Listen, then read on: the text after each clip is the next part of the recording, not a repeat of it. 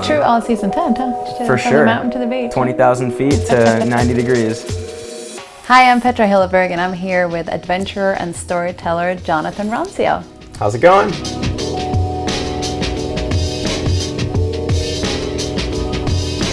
Thanks for having me, Petra. Well, thank you for being here and chatting with us. Yeah, I'm excited. Yes, so you have been doing a bunch of pretty cool adventures lately. You want to tell your background story, how that even got started? Oh man, how it got started. So the last almost decade of my life I've dedicated to adventure, to media, to storytelling. It really started for me when I was studying abroad in New Zealand. And I did like every adrenaline pumping activity you possibly could. And that kind of like changed the trajectory of how I thought about my future, because I just became addicted to one, mountain sports and adrenaline and exploration, but two, I was studying marketing, I was studying environmental science, and I had a background in media production with a company my brother and I had, and it was there that I kind of, something clicked, and I saw that I could actually combine all that and create a future, a career. And then, just one thing kind of steamrolled into the other, and I moved out to Aspen, Colorado to throw myself into the mountains and really build up an idea that I had in college, which was the story of Between the Peaks. And that is what kind of gave me the foundation for the career after the vision. Okay, so Between the Peaks is obviously how we met also. Yes. So you want to tell a bit, that's a really pretty cool trip you did. Sure, yeah, thank you.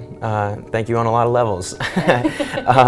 Between the Peaks, I was a senior in college, and I had that revelation and was trying to figure out what was next. And so part of going to Colorado was just to live the ski bum life and to figure it out. But I did come up with this concept for Between the Peaks, which was to go down to South America to climb Aconcagua, and the second peak would be Denali, so 2 of the 7 summits. And this journey would be more than just about the summits, it would be about the travel between them. And I got 2 of my friends to get on board with the idea, and our plan was to volunteer in every country between Aconcagua and Denali.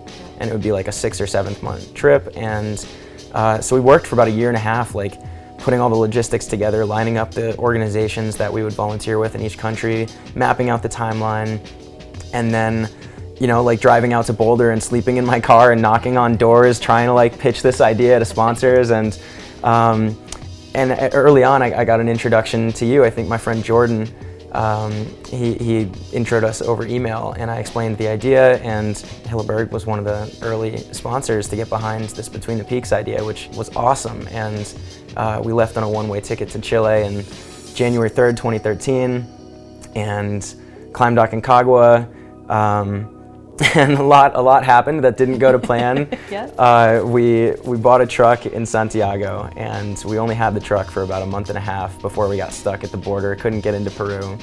Like, we're there just living on a beach for 14 days trying to sell this truck, and it's like 98 degrees, and like we've got our Hilleberg Saivo, the 3-person that we had on Aconcagua, and that is what we're living out of on the beach. And luckily it's got like the 2 sides that open up on either end, so it allowed some airflow. But it was so funny because we're just living in this like little tent, 3 guys, and they had no idea what we were all about. But it was funny. True all-season tent, huh? Yeah. From the beach to for sure. The mountain to the beach. 20,000 feet to 90 degrees. But we did Aconcagua and most of our volunteer objectives until we ran out of money in Guatemala. And that was the end of Between the Peaks Part 1. And then you went back and did Denali. Yeah, so that was recent. So we got back from that trip in 2013 and spent almost 2 years in post-production putting that film together and trying to pay off the travel. Yeah. And then we released Between the Peaks, and it did pretty well at some film festivals. And and so after putting that film out, I mean, we had been back for 2 years at that time, and every summer we kept saying like, oh, we got to do Denali, we have to close this. And life gets in the way. Denali was tough to pull together, but we made it happen last June. All 3 of you. Yeah, the 3 of us got the band back together, and we went up to Alaska.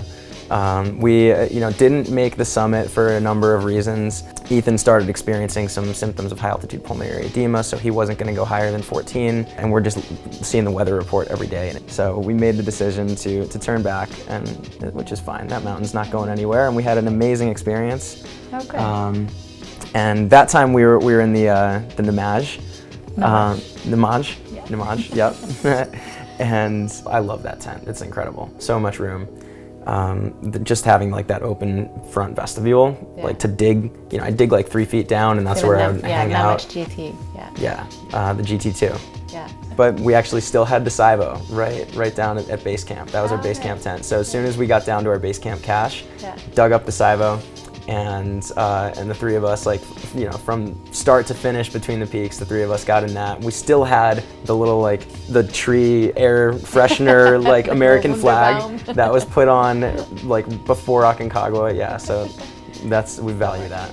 But the Saivo, oh my God, so many stories from Aconcagua to just camping along the roadside of the Pan American, to the 2 weeks that we lived on the beach of Erika, not knowing what was going to happen in our lives.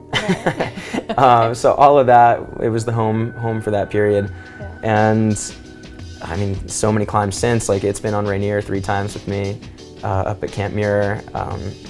I took it on an expedition up to Iceland, to Kyrkjafell, hunting out the northern lights in the winter. Weathering, this was the craziest storm the country has had in 10 or 15 years. I was there in my Saivo with 2 other guys. But I always rely on it because in that storm, if I'm driving on that road and I'm in Iceland and the winds are whipping and the car even went off the road at one point, and we spent 45 minutes digging ice off the tires as ice is smacking us in the face. And meanwhile, there's a comfort in my mind knowing that if we can't get the car out, I can just set up the Hilleberg right there. To me, it almost feels like an extension of the emergency kit, and wherever I go, I can pitch that and just home. Yeah, and just be safe for the night. Because man, that thing has withstood I don't even know. I haven't clocked the winds, but it's got to be 80 or 90 miles an hour on some of the places that I've had it. So what's next for you? What are you up to?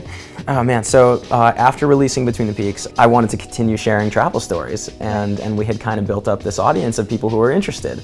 And so I started Explore Inspired, which was just a blog. And over the last few years, the blog has evolved, and I have other writers covering different topics in mountain sports and travel and volunteering and exploration. And I do a weekly show on Facebook and YouTube, and we also just launched a podcast called the Stokecast. And the Stokecast, yeah. It's very cool. So the Stokecast is all about work-life adventure balance and digging into strategies for top athletes, adventurers, entrepreneurs, and how they make it happen. So that's kind of what's been going on in my life. Well, that's fantastic. Well, thank you so much for hanging out with us. Yeah, thank you. This was a lot of fun.